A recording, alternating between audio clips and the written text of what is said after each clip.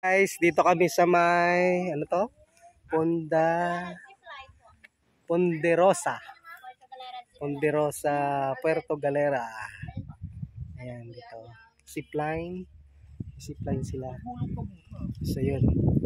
Grabe ang ganda ng view dito. Overlooking.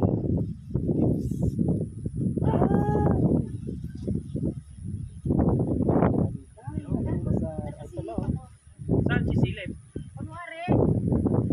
Dito ako. So yun, guys.